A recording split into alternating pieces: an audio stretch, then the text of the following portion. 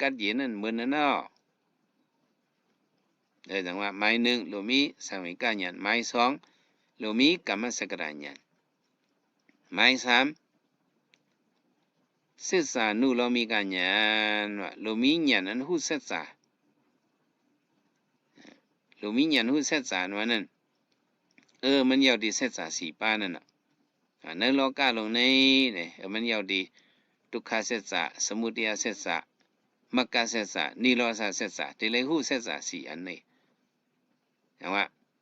อันเฮาอยู่มาในสัมสระเนี่ยเฮาหมู่ฮู้จักศึกษาสี่อันเฮาก็ฮู้อยู่มาในศึกษาสองอันก็อยู่มาในทุกขศึกษาเฮสมุทัยศึกษาเฮาก็要มาสองในสองอันนี้ก็ทุกขศึกษาเฮาคำทุกข้าวในสัมสระในตายเกิดมาเฮเนาะสมุทัยศึกษาก็เป็นสัตนาโลภะเฮโลภะมาตั้ง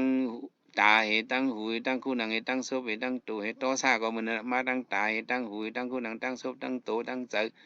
เฮาก็要ได้ศึกษาสองอันนี้ไงน่ะทุกขศึกษาสมุทัยศึกษาเฮา要จอมศึกษาสองอันนี้ก็มรรคศึกษานี่อันหัน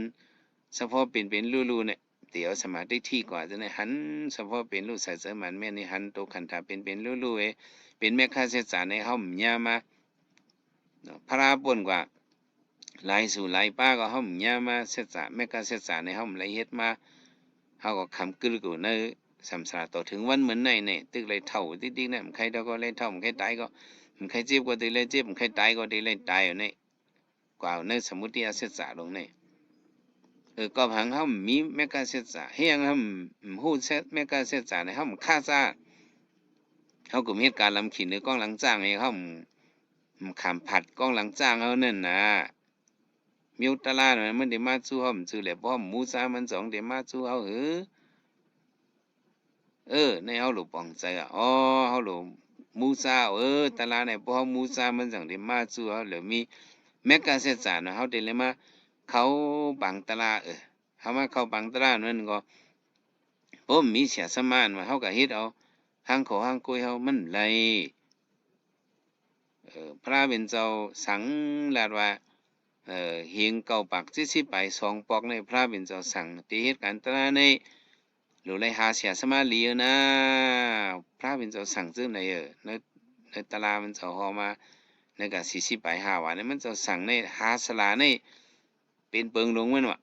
เสียอันหมอเนปันตะลาเนเป็นเฉพาะแม่กาเสษานี้เป็นให้บ่หันเป็นลู่ทางเจียงนี่พระเป็นเจ้าจี้สั่งมาให้หาจี้สั่งให้เฮงเก่าปากสิไปสองปอก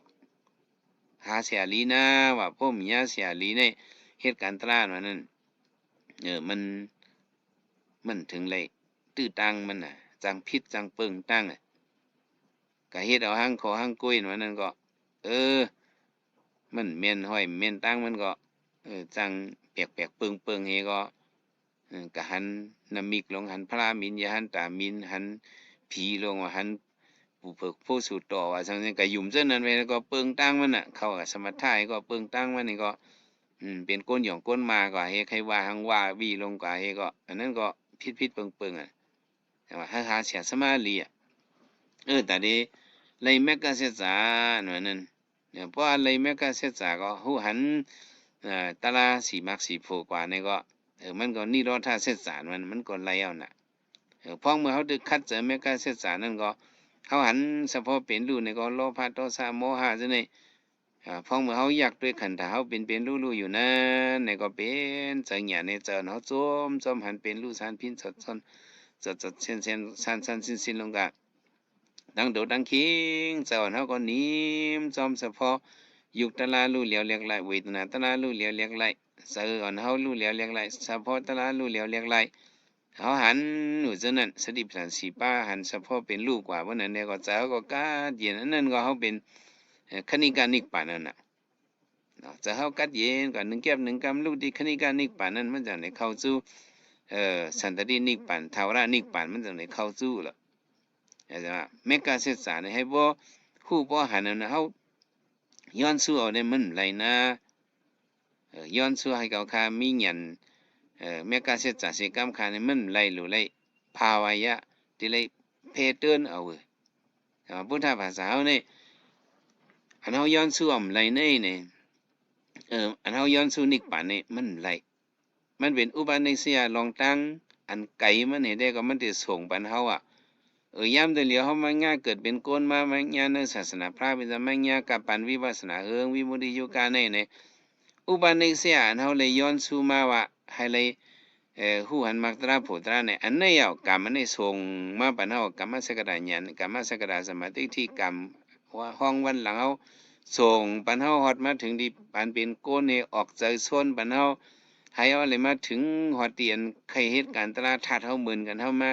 คนรอกันเนี่ยอันนี้มันมากุ้มปันเฮาเป็นอุปนิสัยซึ่งในกุ้มปันเฮาไหลอยู่เอาย้อนสู่ใครมักไหลโผเนี่ยให้มันไหลกับกำซื้อได้มันไหลตาได้ไหลนั่น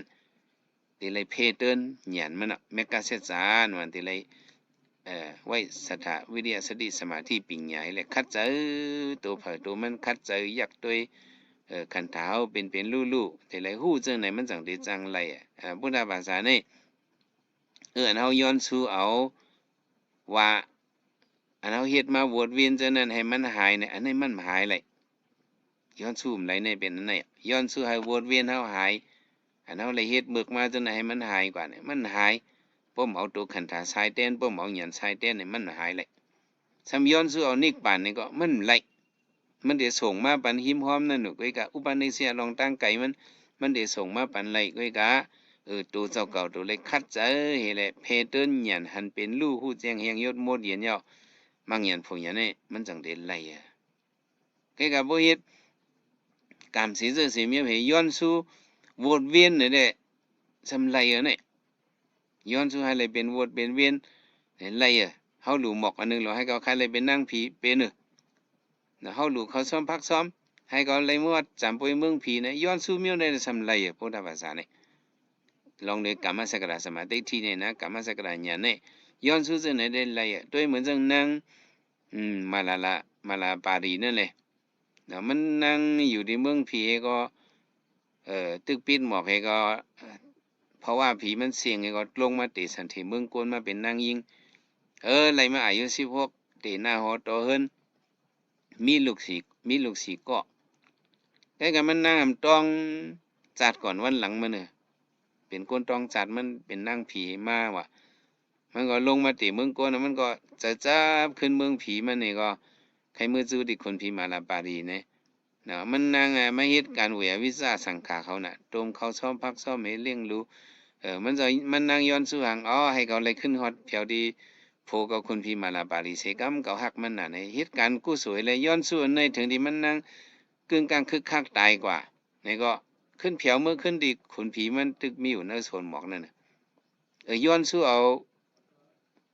ซึ่งไหนได้ไรย้อนสู่นิกปานได้มันไรย้อนสู่ให้วนเวียนหายได้มันไรเอาจอมกรรมสกตาญาณในวะย้อนสู่เจ็บใจให้เลยย้อนสู่ให้เขาเลยเฮ็ดไหนดีมันไหนก็เป็นไร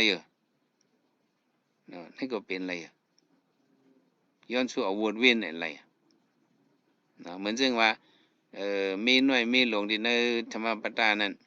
มีน้อยในจำติจับสันติมามีหลวงมาอ่อยยาตายเป็ดก็มีอ่อนนี่หั่นใจก็จัดน้ำมาให้เขาปีมาให้ก็เลยเป็นให้เขาปีมาเนี่ยเขาเนี่ยตายกันเนื้อสนาขึ้นไปก็เป็นมีหลงในตายกับเป็นไก่เมียวมากินเป็ดเห็นไหมกันนะก็ไม่ตายกับเป็น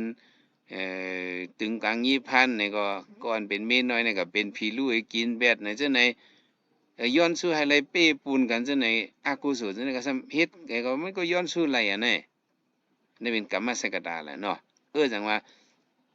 หรือเลยมีสังวิกาญาณหรือเลยมีกรรมสกตาญาณหรือเลยมีสิสานุโลมิกาญาณสิสานุโลมิกาญาณในเด้ตีเลยหันเฉพาะเป็นลูกหูเสียงแห่งยศโมดเย็นที่ตัวขันเท้าเนี่ย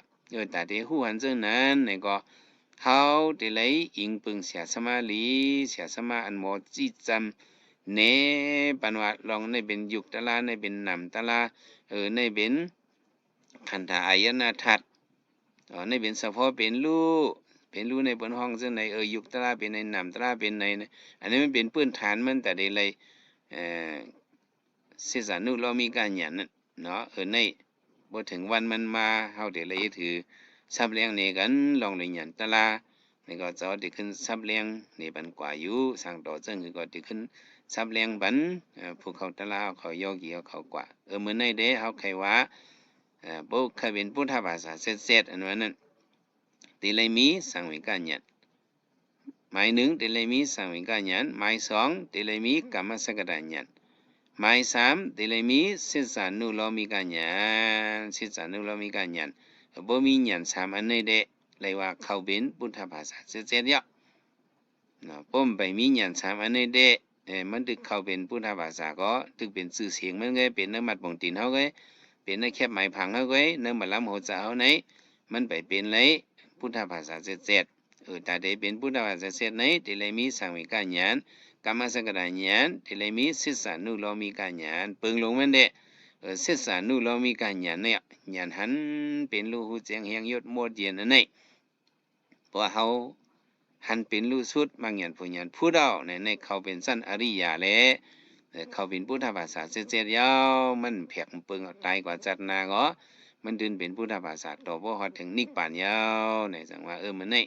เลยมาซับเลี้ยงในบันโยเกี่ยวเขาบังตราให้ได้เป็นเอ็นเฮียงตลาเนาะคัดเจอวนอย่าไปให้ได้เป็นกาหมึกข้าวยำอันมีนั่นให้ได้ไว้เป็นข้าวยำมีกาขันอย่าไปกะขึ้นขิวเนื้อก้องหลังจ้างเน่าลงนั่นเนาะในอะไรป่องใส่สืบคัดเจอการตลากว่าก็ให้ได้เจียวทบยาตลาทูตลาเมียดตลาเสตลามันกันขันไว้สีกำโดยตาเนาะ